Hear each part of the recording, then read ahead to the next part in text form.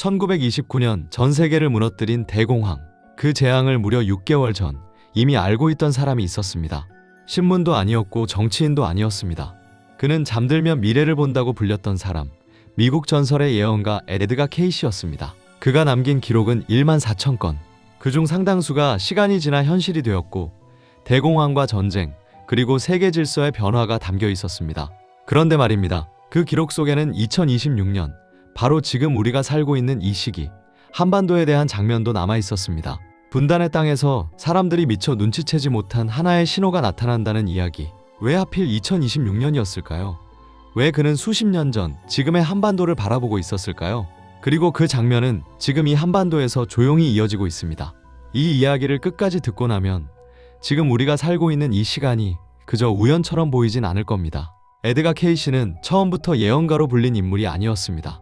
1877년 미국 켄터키의 작은 농장에서 태어난 그는 가난한 농부의 아들이었고 평범한 삶을 살 것이라 여겨졌던 사람이었습니다. 집안 형편은 넉넉하지 않았고 어릴 적부터 몸도 약했습니다. 정규 교육을 제대로 받지 못해 학교 수업을 따라가는 것조차 쉽지 않았고 특히 글을 읽는데 큰 어려움을 겪었습니다. 어린 시절에는 책 한 권을 끝까지 읽는 것조차 힘들었다는 기록이 남아 있습니다. 그런 그가 훗날 전 세계가 주목하는 인물이 될 것이라고 예상한 사람은 거의 없었습니다. 그의 인생이 바뀌기 시작한 것은 21살 무렵부터였습니다. 극심한 피로로 깊은 잠에 빠지면 그는 전혀 다른 사람처럼 말하기 시작했습니다. 평소 사용하지 않던 단어와 표현으로 의학적인 설명을 늘어놓았고 사람들의 병 상태를 정확히 짚어냈습니다. 처음에는 주변 사람들조차 믿지 않았습니다. 잠꼬대처럼 들렸고 허튼 소리로 치부되기 일쑤였습니다. 하지만 시간이 지나면서 그가 말한 내용이 하나둘 현실이 되기 시작했습니다. 의사들도 원인을 찾지 못하던 병이 그의 말대로 호전되었고 몇 달 뒤 벌어질 사건을 미리 언급한 기록도 남기기 시작했습니다. 사람들은 점점 그의 잠든 상태에서 나오는 말에 귀를 기울이기 시작했습니다. 흥미로운 점은 그가 잠에서 깨어난 뒤 자신이 한 말을 전혀 기억하지 못했다는 사실입니다. 사람들이 기록을 들려주면 그는 놀란 표정으로 이렇게 되묻곤 했습니다. 내가 그런 말을 했다고요?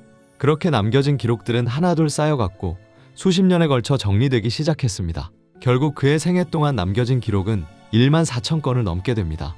이 기록들에는 개인의 병과 삶의 문제뿐 아니라 국가와 세계의 흐름에 관한 내용도 다수 포함되어 있었습니다. 1929년 전 세계를 무너뜨린 대공황 역시 그 기록 중 하나였습니다. 대공황이 시작되기 약 6개월 전 금융 시스템의 붕괴와 전 세계적인 혼란을 언급한 기록이 남아 있습니다. 당시에는 아무도 주목하지 않았지만 시간이 흐른 뒤 그 기록은 다시 꺼내 읽히게 됩니다. 이후에도 제2차 세계대전의 발발, 전쟁 이후 세계 질서의 재편, 냉전 체제의 등장까지 그의 기록과 현실은 여러 차례 겹쳐지기 시작했습니다. 이 때문에 사람들은 그를 잠자는 예언가라고 부르기 시작했습니다. 하지만 에드가 케이시 본인은 스스로를 예언가라 부르지 않았습니다. 그는 늘 같은 말을 반복했습니다. 나는 미래를 맞히는 사람이 아니다. 다만 이미 흐르고 있는 방향을 볼 뿐이다. 그에게 미래란 이미 정해진 결과가 아니었습니다. 지금 이 순간에도 흘러가고 있는 하나의 물줄기였고 그 흐름을 읽을 수 있다면 사람들은 준비할 수 있다고 믿었습니다. 그래서 그의 기록에는 공포보다 이해가 많았고 절망보다 전환의 메시지가 담겨 있었습니다. 붕괴는 끝이 아니라 새로운 질서가 시작되기 전의 신호이며 혼란은 다음 단계로 넘어가기 위한 과정이라는 시선이었습니다. 그가 남긴 예언의 핵심은 언제나 방향이었습니다. 그리고 그 방향 속에는 오랫동안 크게 주목받지 못했던 동아시아에 대한 언급도 남아 있었습니다. 특히 한반도에 대해서는 전쟁이나 파괴의 땅이 아니라 다시 연결되는 자리로 표현하고 있습니다. 분단된 땅에서 사람들이 미처 눈치채지 못한 하나의 흐름이 나타나기 시작한다는 기록. 그 변화의 시점이 바로 지금 우리가 살고 있는 이 시기와 겹쳐지고 있다는 점에서 그의 기록은 다시 주목받고 있습니다. 이제부터 살펴볼 이야기는 그 수많은 예언 중에서도 가장 조용히 묻혀 있었던 장면. 하지만 지금에 와서는 그 의미가 전혀 다르게 읽히기 시작한 2026년 한반도에 관한 이야기입니다. 에드가 케이시의 기록 속에서 2026년은 분명히 표시된 해였습니다. 그는 이 시기를 한반도의 분위기가 바뀌는 해가 아니라 한반도의 방향이 정해지는 해로 남겼습니다. 특히 그의 기록에는 2026년 봄, 그 중에서도 3월 전후의 장면이 반복해서 등장합니다. 이 시기 북쪽에서는 이전과는 다른 이상 신호들이 동시에 나타난다고 기록돼 있습니다. 가장 먼저 언급된 것은 식량과 생필품의 문제였습니다. 정기적으로 유지되던 배급이 일부 지역에서 끊기거나 불규칙해지는 장면이 나타난다는 내용입니다. 이는 단순한 경제 문제가 아니라 체제를 지탱하던 기본 구조가 흔들리기 시작했다는 신호로 기록돼 있습니다. K씨는 이 시점을 폭발의 시작이 아니라 참아왔던 불만이 겉으로 드러나는 순간으로 보았습니다. 사람들이 거리로 나오는 장면보다는 조용한 불안이 퍼지는 장면, 불만을 말하지 않던 사람들이 서로 눈치를 보기 시작하는 묘한 정적의 분위기입니다. 그의 기록에 따르면 이 불안은 3월을 지나 4월과 5월로 이어지며 점점 더 넓게 퍼집니다. 특히 내부를 통제하던 군과 행정조직에서 이상한 균열이 나타난다고 했습니다. 명령이 즉각 실행되지 않고 지연되거나 책임을 미루는 움직임이 곳곳에서 포착된다는 기록입니다. K씨는 이를 붕괴의 전조로 보지 않았습니다. 오히려 오래 유지되던 체제가 스스로 무게를 견디지 못하는 자연스러운 과정으로 설명했습니다. 이 시기 중요한 변화는 외부 충격이 아니라 내부 선택에서 시작됩니다. 더 버틸 것인가 아니면 방향을 바꿀 것인가. 그리고 그 선택의 순간에 남쪽의 움직임이 결정적인 역할을 하게 됩니다. K씨는 2026년 중반 한반도 남쪽에서 시작되는 조용한 행동들을 언급합니다. 군사적 대응이 아니라 인도적 지원과 비공식 접촉이 먼저 나타난다는 기록입니다. 공개적인 회담이나 큰 발표가 아니라 물밑에서 오가는 메시지들, 식량과 의료 지원을 명분으로 한 접촉이 서서히 늘어나며 서로의 반응을 살피는 장면입니다. 이 과정에서 중국과 미국의 태도도 함께 변화합니다. 중국은 기존처럼 강하게 개입하기보다는 상황을 지켜보는 쪽으로 한 발 물러선 모습을 보입니다. 미국 역시 군사적 압박보다 안정 유지와 중재에 무게를 두기 시작합니다. K씨는 이 장면을 강대국들이 물러서고 한반도 내부의 선택이 앞으로 나서는 순간으로 묘사했습니다. 이때부터 한반도는 더 이상 충돌의 대상이 아니라 조정의 중심으로 인식되기 시작합니다. 그의 기록에는 이 시기를 지나며 사람들이 처음으로 통일이라는 단어를 현실적으로 떠올리기 시작한다고 나옵니다. 거창한 선언이 아니라 이대로는 안 되겠다는 공감대가 먼저 형성되는 과정입니다. 2026년 여름으로 접어들면서 이 흐름은 더욱 분명해집니다. 북쪽에서는 체제를 유지하는 것보다 삶을 유지하는 것이 더 중요해지는 분위기가 퍼지고, 남쪽에서는 지금이 아니면 다시 기회가 오지 않을 수 있다는 인식이 확산됩니다. K씨는 이 시점을 전쟁 직전의 위기가 아니라 되돌릴 수 없는 전환점으로 보았습니다. 이후의 선택에 따라 속도는 달라질 수 있지만 방향 자체는 바뀌지 않는 시점. 그는 이 흐름을 다시 묶이기 시작한 시간이라고 표현했습니다. 서로 다른 체제가 갑자기 하나가 되는 순간이 아니라 이미 하나로 움직이기 시작한 상태. 그래서 2026년은 통일의 완성이 아니라 통일이 현실의 문제로 올라오는 해로 기록되어 있습니다. 이제 다음으로 살펴볼 이야기는 이 변화의 가장 안쪽에서 가장 먼저 나타나는 신호들입니다. 겉으로는 보이지 않지만 이미 내부에서 시작되고 있는 북한의 구체적인 변화에 관한 이야기입니다. 에드가 K씨의 기록에서 북한의 변화는 항상 가장 먼저 내부에서 시작됩니다. 외부의 압박이나 전쟁 같은 큰 사건이 아니라 사람들의 일상에서 먼저 흔들림이 나타납니다. 그는 이 변화를 갑작스러운 붕괴가 아니라 조용히 새어나오는 균열로 표현했습니다. 2026년 봄을 전후해 북한 내부에서 가장 먼저 이상 신호가 나타나는 곳은 군사시설이나 국경이 아니었습니다. 그가 가장 먼저 언급한 곳은 시장과 배급소였습니다. 정해진 날짜에 나오던 식량 배급이 지연되거나 지역마다 차이가 생기기 시작합니다. 어느 지역은 멀쩡한데 어느 지역은 며칠씩 아무것도 받지 못하는 상황. 이런 불균형이 사람들의 불만을 키운다고 그는 기록했습니다. 처음에는 조용한 불평이었습니다. 누구에게 항의하지도 않고 소리내어 말하지도 않지만 사람들 사이에서 작은 질문이 돌기 시작합니다. 왜 우리 지역만 늦어질까? 왜 이번 달은 양이 줄었을까? K씨는 이 질문이 생기는 순간을 아주 중요하게 봤습니다. 그 이유는 간단합니다. 질문이 생겼다는 것은 당연하게 받아들이던 체제가 더 이상 당연하지 않게 느껴지기 시작했다는 뜻이기 때문입니다. 그의 기록에 따르면 이 불만은 4월을 지나며 조금 더 노골적인 형태로 바뀝니다. 장마당에서의 거래가 늘어나고 공식 배급보다 사적 거래에 의존하는 사람들이 급격히 늘어납니다. 이는 단순한 경제 현상이 아니라 국가에 대한 신뢰가 생활 단위에서 이탈하기 시작했음을 의미합니다. K씨는 이 시점을 통제의 경계선이라고 표현했습니다. 겉으로는 여전히 통제되고 있지만 안쪽에서는 이미 다른 방식으로 살아가고 있다는 의미입니다. 이 변화는 곧 군 내부로도 번지기 시작합니다.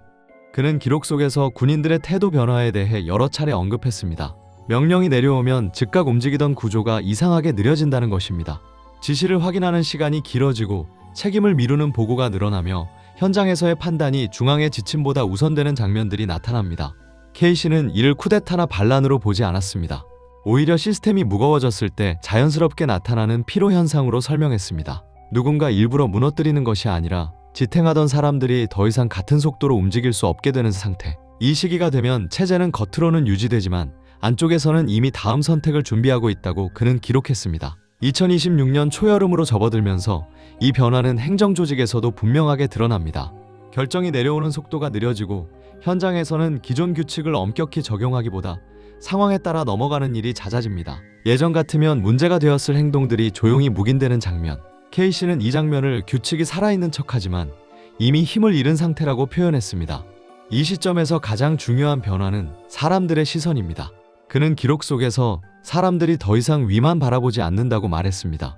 대신 밖을 보기 시작한다고 했습니다.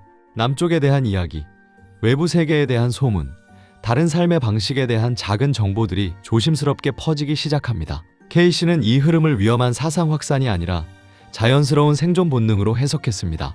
살기 위해 다른 가능성을 찾는 과정. 이 과정에서 남쪽은 적이 아니라 비교 대상이 됩니다. 그는 이 변화를 아주 결정적인 신호로 봤습니다. 적을 비교 대상으로 보기 시작하는 순간 전쟁의 논리는 힘을 잃고 선택의 논리가 자리를 잡기 때문입니다. 2026년 여름 무렵 이러한 변화가 누적되면서 북한 내부에는 하나의 공통된 분위기가 형성됩니다. 지금 상태로는 계속하기 어렵다는 인식, 하지만 동시에 어떻게 바꿔야 할지는 아직 정해지지 않은 상태. K씨는 이 불완전한 상태를 가장 위험하면서도 가장 중요한 시기로 표현했습니다. 이때 잘못된 선택을 하면 혼란으로 빠질 수 있고 올바른 방향을 잡으면 전환이 시작될 수 있는 시점. 그리고 바로 이 순간에 외부의 자극이 아니라 남쪽의 대응이 결정적인 변수가 됩니다. 그는 기록에서 이 시기 남쪽이 강한 압박이나 체제 붕괴를 요구할 경우 상황이 급격히 나빠질 수 있다고 경고했습니다. 반대로 인도적 접근과 조심스러운 신호를 보낼 경우 내부 변화가 전환으로 이어질 수 있다고 말했습니다. K씨는 이 모든 과정을 전쟁 전야로 보지 않았습니다. 오히려 오랜 분단이 다른 형태로 정리되기 시작하는 초기 단계로 보았습니다. 그래서 그의 기록 속에서 북한의 변화는 폭발이 아니라 서서히 방향을 바꾸는 움직임으로 그려집니다. 이제 다음으로 살펴볼 이야기는 이 내부 변화가 남쪽과 맞물리면서 어떤 선택의 순간으로 이어지는지에 대한 기록입니다. 북한 내부의 균열이 어떻게 한반도 전체의 방향을 바꾸는 계기가 되는지 그 다음 장면으로 이야기는 이어집니다. 에드가 K씨의 기록에서 북한의 변화가 내부에서 시작되었다면 그 다음 장면은 언제나 남쪽으로 이어집니다. 그는 한반도의 미래가 북쪽의 붕괴로 결정되지도 외부 강대국의 개입으로 정해지지도 않는다고 보았습니다. 결정적인 순간에 방향을 정하는 것은 언제나 남쪽의 선택이라고 여러 차례 강조했습니다. 2026년 여름으로 접어들며 북한 내부의 변화가 눈에 띄게 드러나기 시작할 때 K씨는 한국 사회의 분위기 역시 함께 달라지는 장면을 남겼습니다. 갑작스러운 흥분이나 감정적인 반응이 아니라 조심스러운 고민이 사회 전반에 퍼진다는 기록입니다. 지금이 기회일까 아니면 더 기다려야 할까? 이 질문이 정치권만이 아니라 언론과 전문가 그리고 평범한 사람들 사이에서도 조심스럽게 오르내리기 시작합니다. K씨는 이 시기에 한국을 서두르지 않는 나라로 묘사했습니다. 감정에 휩쓸리지 않고 상황을 끝까지 지켜보며 판단하려는 태도. 그는 이것을 한반도의 성숙함이라고 표현했습니다. 이때 한국이 보이는 첫 움직임은 군사적 대응이 아닙니다. 대규모 선언도 강한 압박도 아닙니다. 오히려 겉으로 보기에는 아주 조용한 행동들입니다. 인도적 지원을 위한 논의, 국제기구와의 협의, 비공식 채널을 통한 접촉, 겉으로 드러나지 않지만 분명히 방향을 가진 움직임들입니다. K씨는 이러한 조용한 행동이 북한 내부에 의외로 큰 영향을 미친다고 보았습니다. 강한 말보다 조용한 행동이 더 많은 생각을 불러일으키기 때문입니다. 그의 기록에 따르면 이 시기 한국의 태도는 북한 내부의 선택을 재촉하지도 막아서지도 않습니다. 대신 다른 길이 존재한다는 사실을 분명히 보여주는 역할을 합니다. 이 과정에서 한국은 주변 강대국들과의 관계에서도 중요한 변화를 맞이합니다. 중국과 미국은 이전처럼 한반도를 각자의 이해관계로만 다루기 어려워집니다.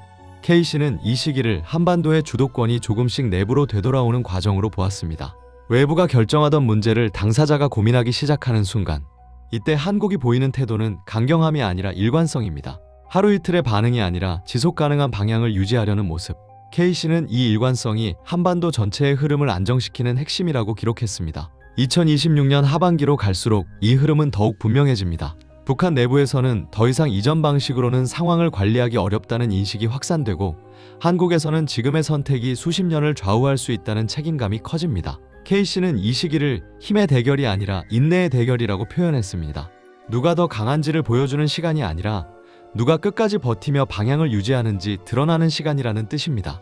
그의 기록 속에서 한국은 이 인내의 대결에서 유리한 위치에 서 있습니다. 경제력, 기술력, 국제적 신뢰, 그리고 무엇보다 시간이 한국 편에 있기 때문입니다.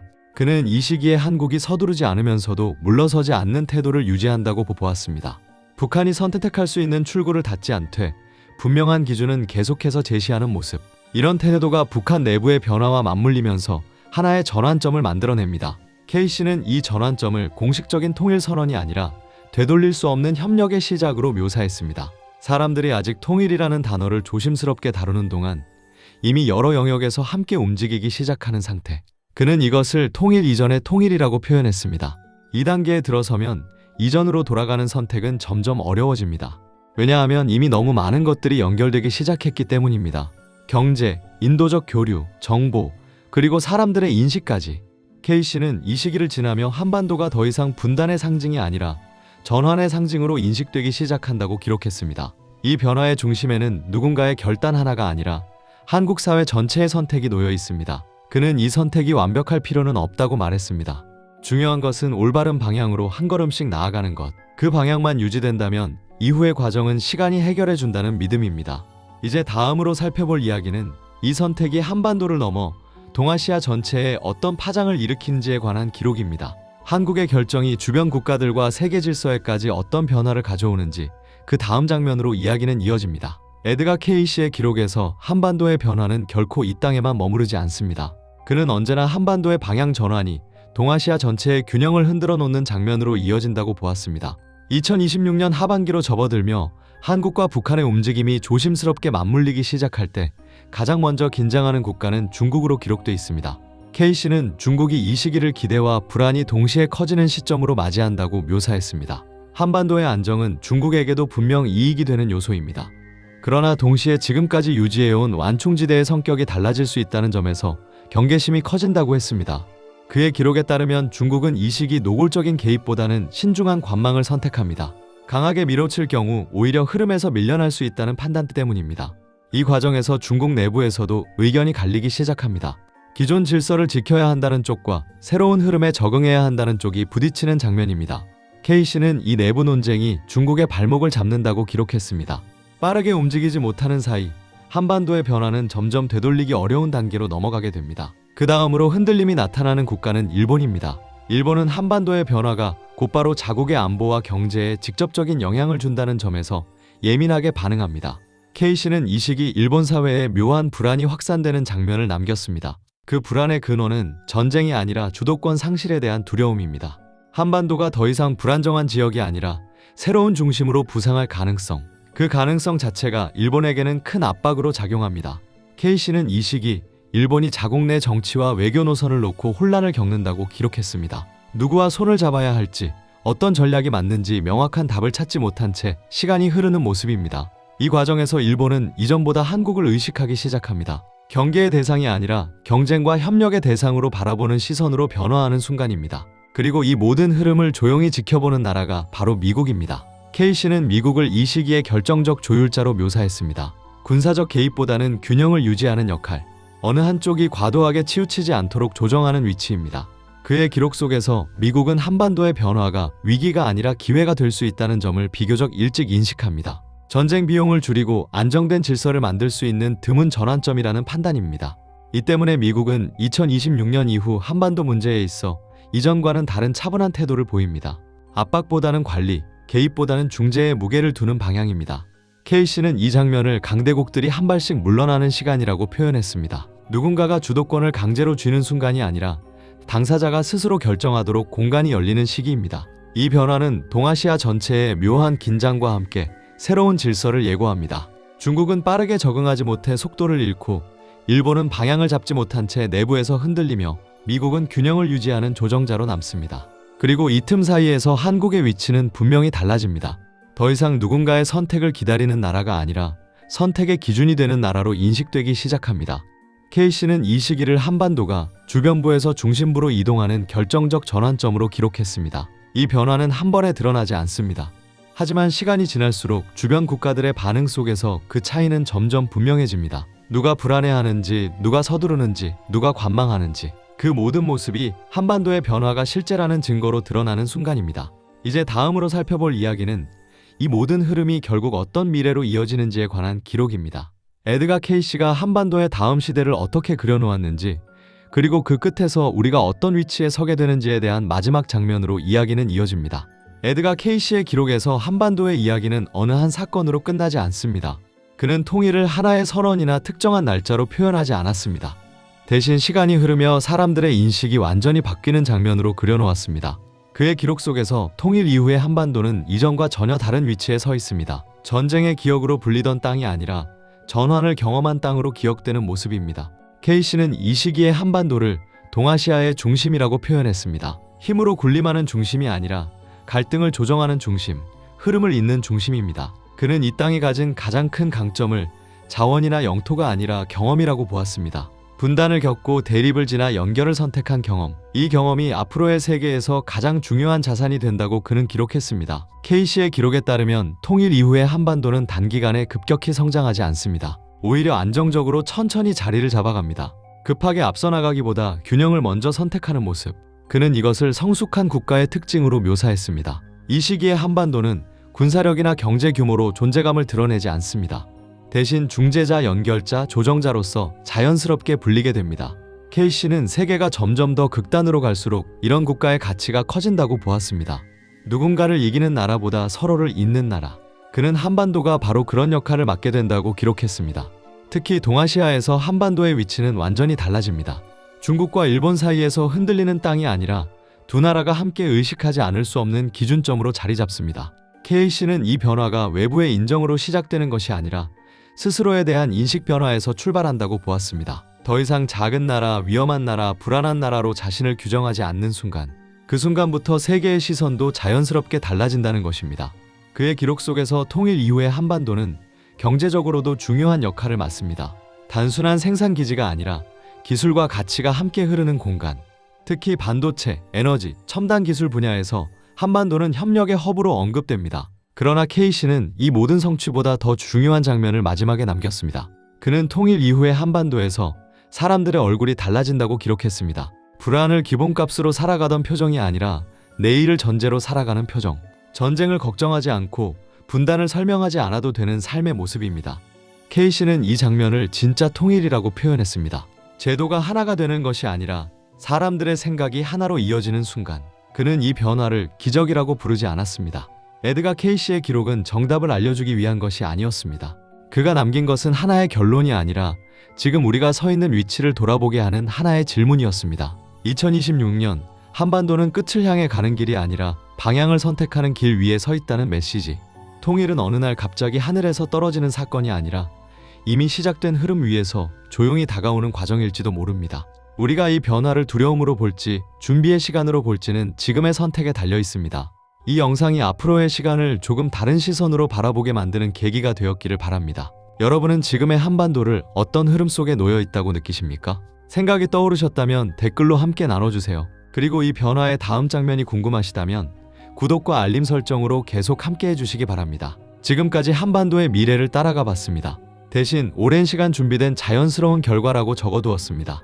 그래서 그의 기록에는 축포도 없고 환호성도 없습니다. 조용하지만 되돌릴 수 없는 일상의 변화만이 담겨 있습니다. 에드가 케이시는 이 모든 장면을 남기며 이런 말을 덧붙였습니다. 중요한 것은 미래를 맞히는 것이 아니라 미래를 준비하는 것이다. 그의 기록이 지금 다시 읽히는 이유도 바로 여기에 있습니다. 우리가 서 있는 이 시간이 끝이 아니라 시작일 수 있다는 가능성. 그 가능성이 이 땅에 분명히 존재한다는 메시지. 에드가 케이시가 수십 년 전 한반도를 바라보며 남겨놓은 마지막 장면은 바로 그 희망이었습니다.